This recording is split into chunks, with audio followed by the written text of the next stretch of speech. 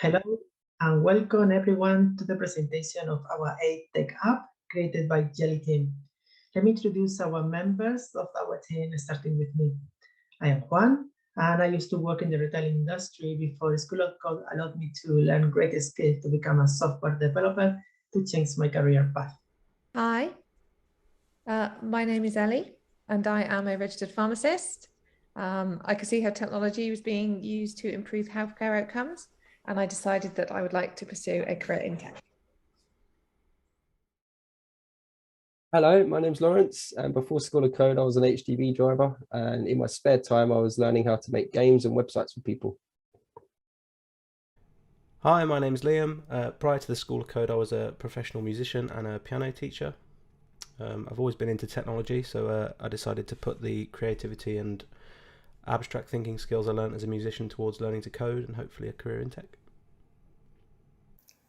Hi, I'm Loreen. I have over a decade experience in storytelling, most recently working with tech startups in emerging markets, helping them to engage with and scale their target users before I decided to learn to code myself. Hi, I'm Yegana. I have a degree in computer engineering and security. I used to lecture cryptography at a university.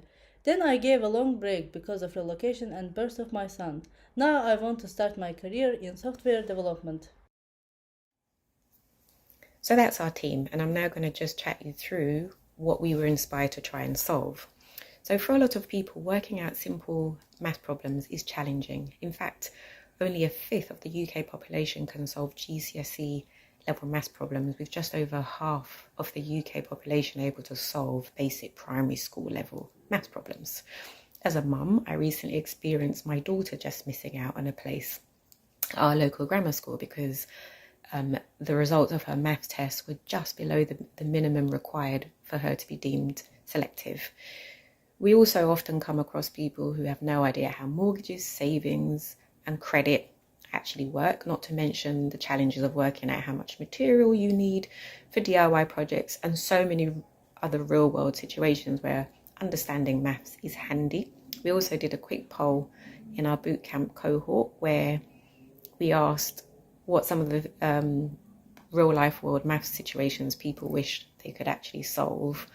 And we're kind of basing our findings on that as well. The other problem is that maths is deemed as generally quite boring.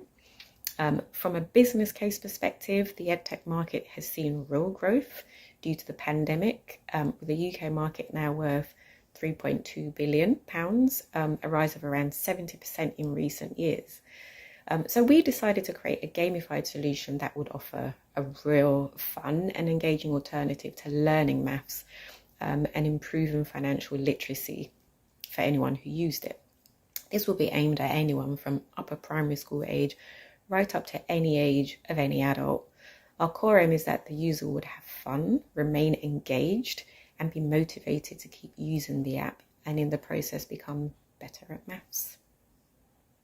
I'll now hand you over to Juan, who will demonstrate our app and show you exactly how much fun you can have using it.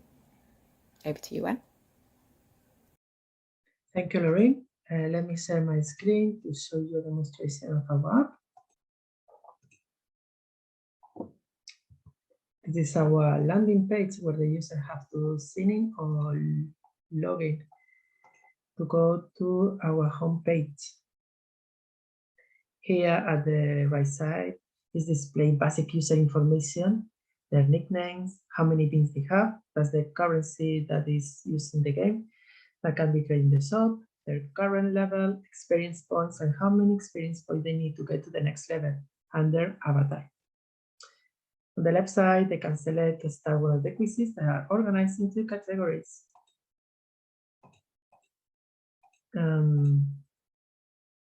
Clicking in one of the topics takes the user to the quiz page, where they have to answer 5 questions. On the left, there is a pinometer that keeps track of the progress.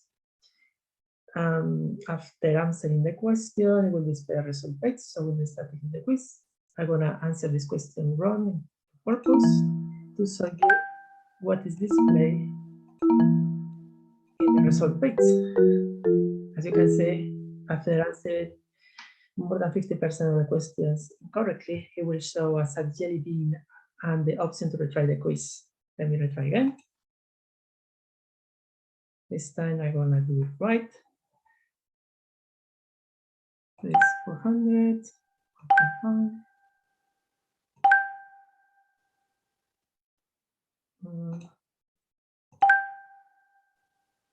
Okay. You say if you have more than 50% of the questions are correct, the results page will show cheerful beans with the scores, and the user will earn some points of experience and beans in proportion of the results.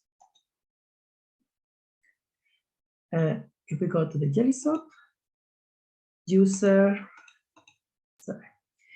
can trade their beans for new avatars and equip the avatar of their choice. Let's buy this one and we'll equip it. On the leaderboard page, they can compare their score with other users of the app and see their classification. And finally, on the profile page, is display all the information of the user and their achievement they have so far. That's all the demonstration, and I'm going to hand it over to Laurence to continue. Okay, so a little bit about how we made our app. So we use Miro, which is a virtual whiteboarding app that we could store all of our things in one place, all of our plans and diagrams and things. And it really helped us to have easy access to everything and collaborate together. We use Figma to come up with a colorful, fun theme. And we took a lot of influence from apps like Solo Learn and Duolingo, which implement the same mechanics we wanted to use, and it has the same sort of colorful themes that we wanted to design. Who is the user? Well, we came up with some personas, some user personas and user stories to help model a target audience. We wanted it to be accessible to all ages. We'd map out some diagrams to visualize the flow that a user would have across our site. And we also wanted it to be easily accessed from all devices. So a user might be on a mobile and they'd have no problems using our app. Now, what experience does the user have? Well, we have a quiz-based multi-choice math question formula, which is related to real-world scenarios. It's easy to use, it's fun, it's got this casual gameplay, and it's not too difficult. You can earn rewards and progress through levels and really visualize your progress throughout the app, and you can purchase virtual avatars and really personalize the experience. I will now hand you over to Yegana. I will talk about our project management. We followed agile methodologies in our project. In the beginning of the project, we had a ways of working session and agreed on our manifesto. This includes how we will work together, pair programming, how we will do peer reviews, how to make sure that everyone feels involved. We use Kanban board to manage our project. Working in an agile manner, we held daily stand-ups to ensure that all the team knew which section we own and how we are progressing and how to remove blockers efficiently. We also held retros and demos to keep improving our workflow, and then we could solve any issues and problems that we come up to avoid repeating the problems in the future. In every sprint, a different member of the team took the Scrum Master role and hosted stand-ups and other Scrum ceremonies. In daily stand-ups, we discussed and splitted the work among us. After finishing each sprint, we held sprint retros, collected any user feedback that we could get, and planned our next sprint. As a management policy of our team, we wanted to ensure that each member had a chance to engage in each role within the team. For this reason, we switched our roles frequently. After finishing planning of our project, we started our first sprint. In the first sprint, we focused on getting front-end and back-end applications deployed to benefit from continuous integration and continuous delivery. When we're working on a feature, we use documentation and diagrams to explain logical flows, architecture, and methods to help the team understand how the application works under the hood. For version control system, we use Git. Every feature was developed in its own feature branch, got reviewed, approved, and then merged to the main. I will pass to Liam to talk about the technologies that we used.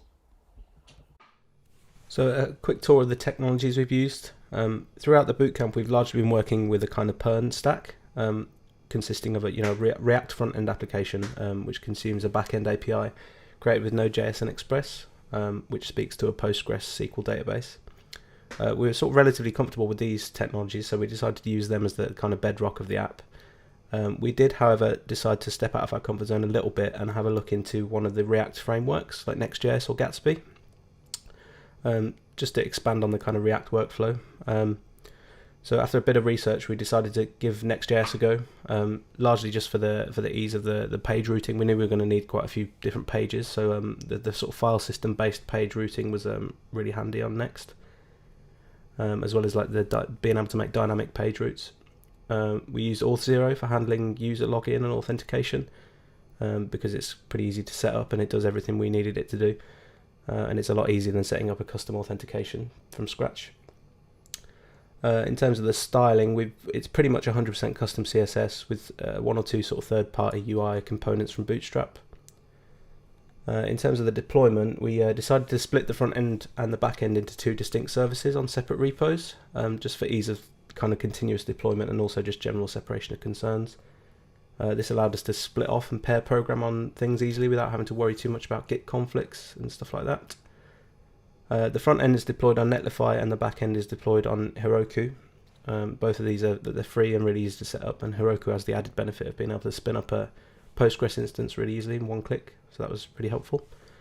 In terms of the testing, we did some front end sort of end-to-end integration tests with Cypress, just prioritizing the main functionality of each page, and we also tested our API endpoints in the back end with Jest and Supertest.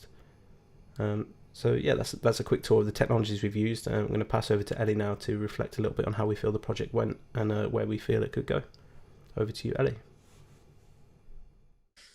Okay, so how the project progressed. So when we reached the end of our project, we held a retrospective to look back over the whole process.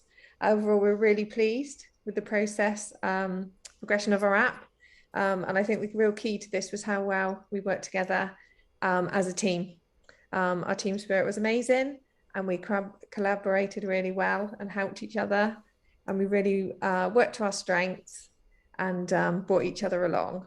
I think this really shows, as we're really proud of what we've managed to achieve within the 4 weeks. We had some user testing of our app.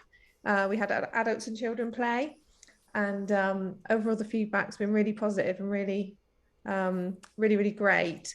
So for the future of our app, these are a few things that we'd like to do, or that were given in feedback. So extra shop items was one thing that people were like. People really enjoyed the shop. And also another thing was perhaps some tips pages of how to actually tackle the maths if people weren't quite sure on the subject. Or perhaps a power up function where perhaps you could double the beans and then have more to spend in the shop. So continuing that idea, so perhaps if we had one more day, we could add a pop-up which tells users when they've moved up a level. But if we had more time, perhaps 2 to 4 weeks, then we'd like to build a fully mobile version. Yeah, so that's Jellly. We really hope you've enjoyed what we've managed to come up with over the past 4 weeks, and yeah, thank you for watching. Bye bye.